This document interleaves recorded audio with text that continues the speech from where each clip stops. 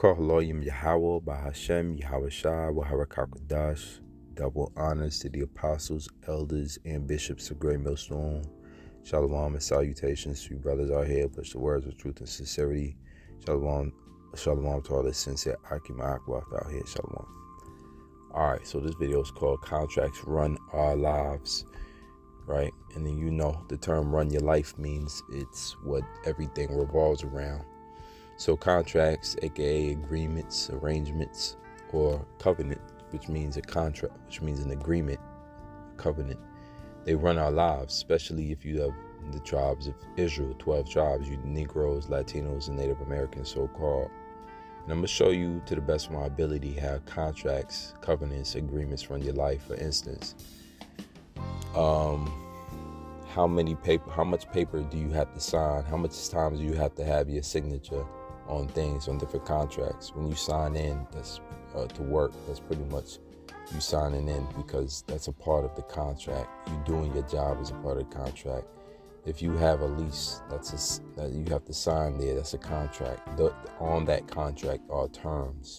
On each contract, you can find terms. Okay, there's verbal contracts, but more importantly, there's written contracts. These things run our life, right? If I'm of a family and somebody dies and they leave an inheritance, from that moment on, usually the family starts arguing over what and who gets what.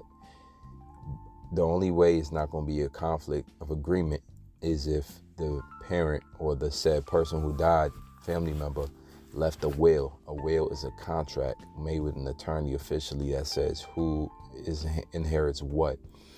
We didn't have to have wills in the scriptures because everything was contractually given to the firstborn, and so forth and so on. He got the best portion of the inheritance, the firstborn.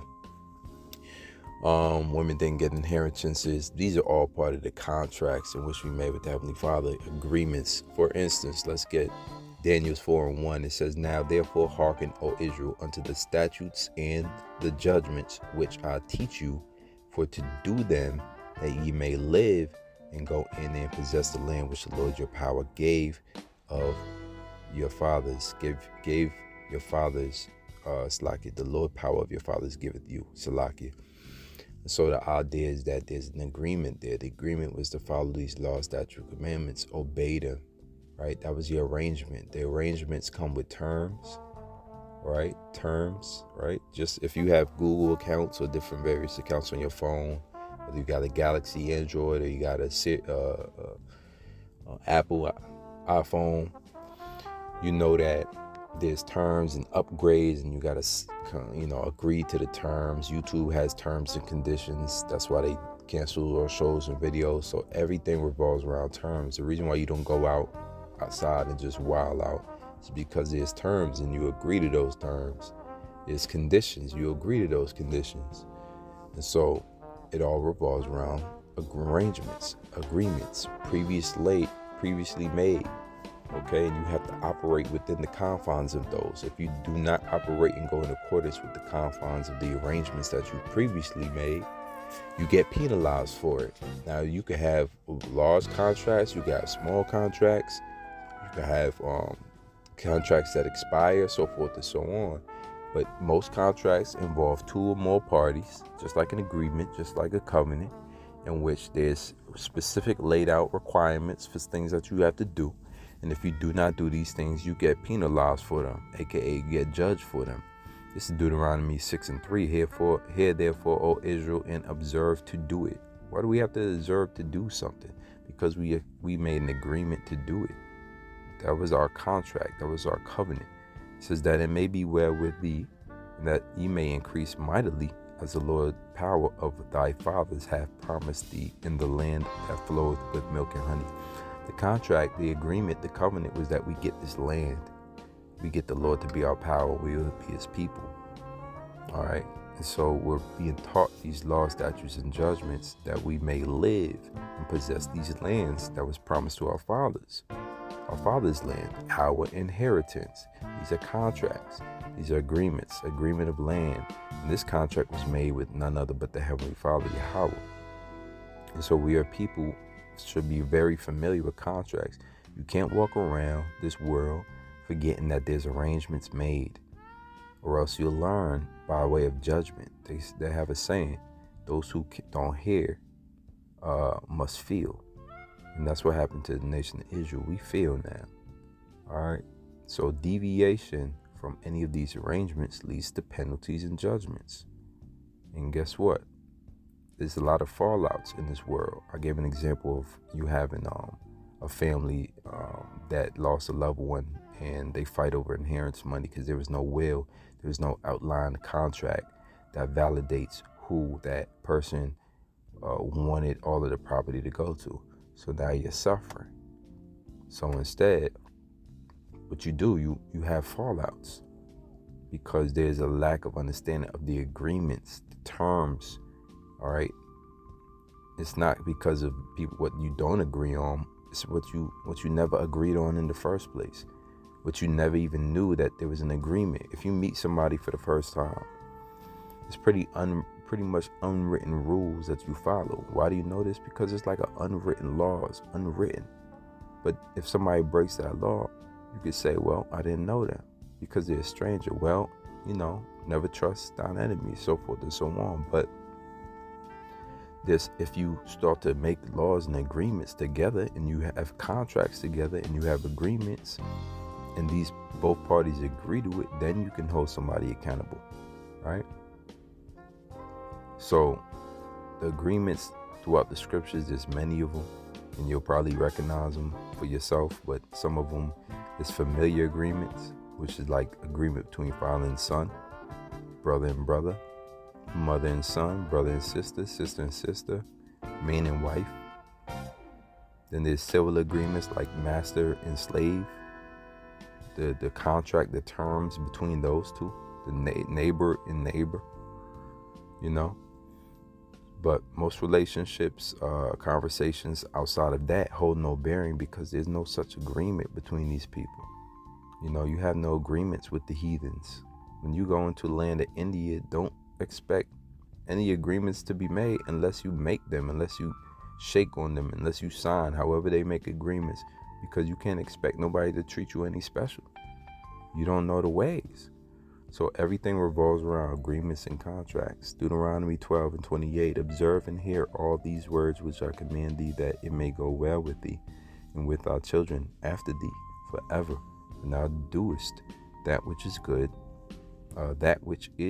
and right in the sight of the Lord thy power. So we are observing to do things that are good and right in the sight of the Lord. Why? Because there's been an agreement made. We understood the nation of Israel has promised to do these things, right? To benefit from them. James 1:22, but be ye doers of the word and not hearers only, deceiving your own selves. How do you deceive yourselves? Because now you have to be penalized. Now you're going to get the penalty of somebody who doesn't do. Instead, you just heard. Revelations 1:3, blessed is he that readeth, and they that hear the words of this prophecy, and keep those things which are written therein, for the time is at hand. You're learning, not only did you learn that you have to keep and observe and do the words of the prophecy that you hear, but you also know that, especially in the time you're in, you know that there's a time. See, there's a time frame. So now you can mix the fact that we have an agreement and we have a pact, we have a deal, we have a contract, we have standards, terms, and statutes that we're supposed to follow. There's judgments lined out. There's penalties lined out for those that don't follow them. And there's a time frame of how long is you have until it's time to learn this, and time to get this, and time to get right, and time to turn back, time to seek the Lord. The clock is ticking. This is a time-sensitive matter. So the refusal to hear will do nothing but cause you to get lined up and destroyed. Jeremiah 20:8 says, for since I spake, I cried out, I cried violence and spoil, because the word of the Lord was made a reproach unto me and a derision daily. In the NLT, that means when I speak, the words burst out, violence and destruction. I shout, so these messages from the Lord have made me a household joke. You become a derision because of these words. These are words of violence and spoil. Why are they making you a reproach? Why are you a joke? Because they don't hear. They don't want to hear. Hosea 8:12, I have written to him the great things of my law, but they were counted as a strange thing. In the NLT, it says, even though I have gave them all my laws, they act as if those laws don't apply to them. Why do they act like it's a strange thing? Because they do not want to hear. Because they do not want to act like they are involved in the terms. They do not agree anymore to the contract. They are trying to disannul a contract on their own. These people are chaotic. They basically backwards, perverted, and gone. They're lost. And so Israel's sitting there saying, what contract? Israel, when we say violence and destruction, Israel says they laugh, they mock, they reproach us for that.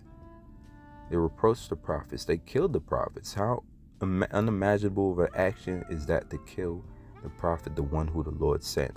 As a matter of fact, they killed the Lord. Here's the words of Yahushua, John 12:48. He that rejecteth me and receiveth not my words hath one that judgeth him. The word that I have spoken, the same shall judge him in the last day. So the judgment is going to come down. It's going to come a point in time where all those refuse to receive the judgments of the Lord and to hear the words of the Lord through prophecy, to keep them and to practice rehearsing the righteous acts and